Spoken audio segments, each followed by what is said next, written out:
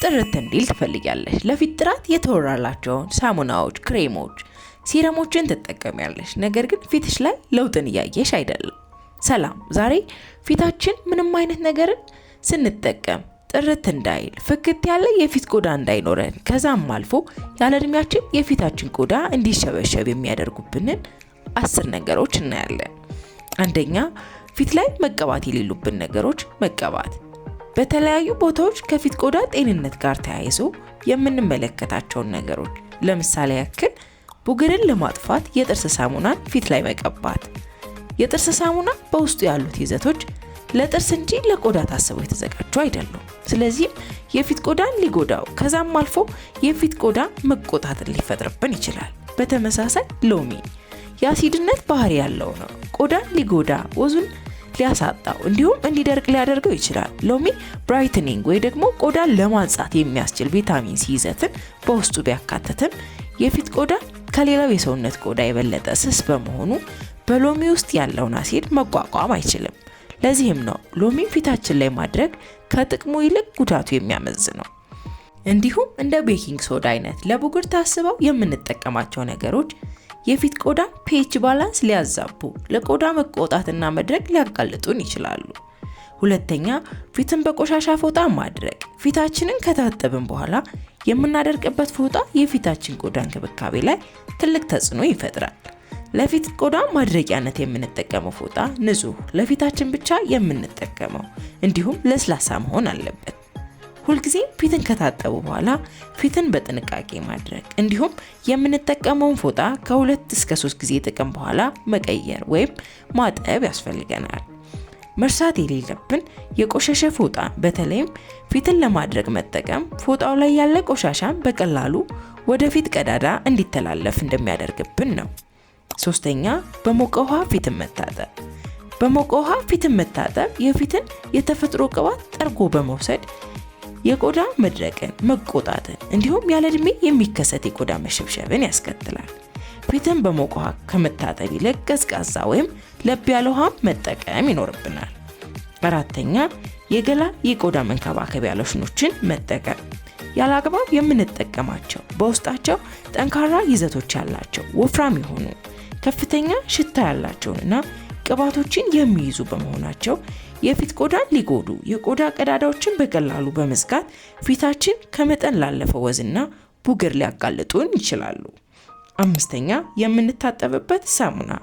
ፊታችን በመታጠብ የምንመርጠው ሳሙና ትክክለኛው ካልሆነ እንደ ሞቀ ውሃ የፊትን የተፈጥሮ ቅባት ማጥጦ በመውሰድ የቆዳ መድረቅን፣ ወዝ ማጣትንና መቆጣትን በጊዜ ሂደትም ያለ እድሜ የሚፈጠር የቆዳ መሸብሸብን ምክንያት ሊያደርግብን ይችላል። በተመሳሳይ ቶሎ መታጠብ፣ በተለይም የመታጠቢያና ማጽጃ ሳሙናዎችን በመጠቀም ከመጠን በላይ መታጠብ ፊትን ጥርት እንዲያደርግ ከማድረግ ይልቅ የተፈጥሮ ቅባቱን በመውሰድ ተጨማሪ ቅባትን እንዲያመርት ያስገድደዋል። ይህም የበለጠ ወዛምን እንዲሆንና ቡግርንና ሽፍታን እንዲፈጠር ያደርግብናል። ስድስተኛ፣ ከፊታችን ቆዳ ጋር የማይዛመዱ ምርቶችን መጠቀም።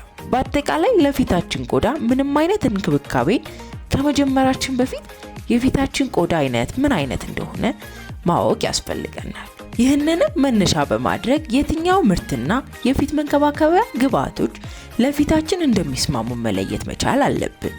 ለምሳሌ ያክል የሩዝ ማስክንና የሩዝ ውሃ ፊታችሁን ስትቀቡ የፊታችሁ ቆዳ የበለጠ የሚደርቅ ከሆነ ፊታችሁ ደረቅ የመሆን እድሉ ከፍተኛ ነው ማለት ነው።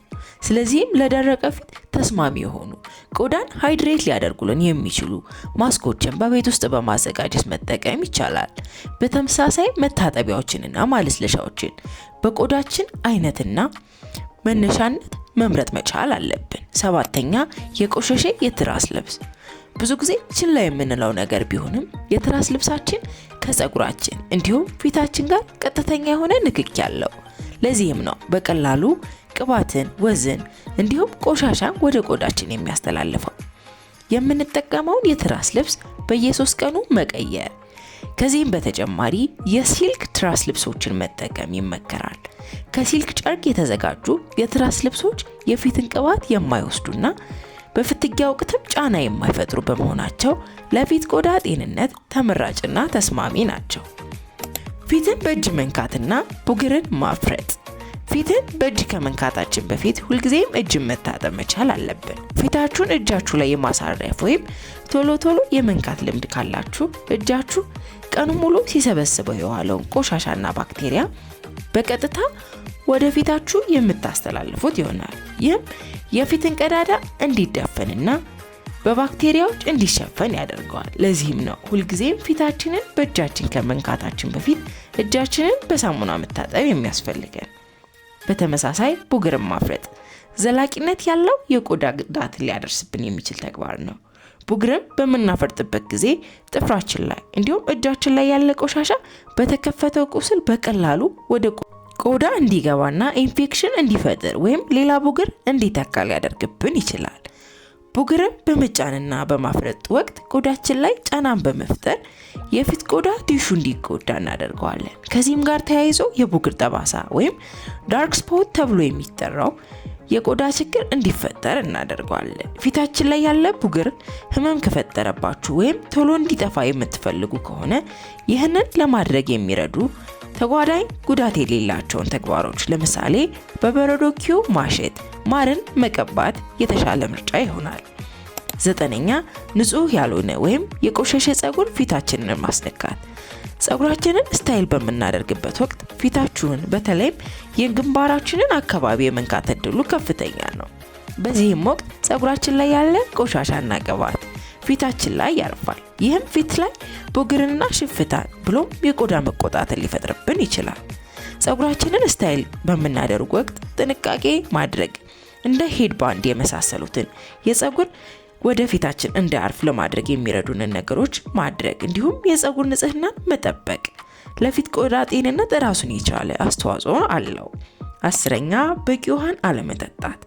በተለያዩ ቪዲዮዎች እንደምናገረው በቂ ውሃን አለመጠጣት በውስጣዊ ብቻ ሳይሆን በውጫዊ አካሎቻችንም ላይ ትልቅ ልዩነትን ይፈጥራል። ሁልጊዜም በቀን ውስጥ ለሰውነታችን ቦዲ ማስ በመነሳት በቂ ውሃን መጠጣት መቻል አለብን። ጥርት ያለ የፊት ቆዳን ብቻ ሳይሆን የፀጉር እድገትን የተስተካከለና ጤነኛ ለማድረግም ያስችለናል።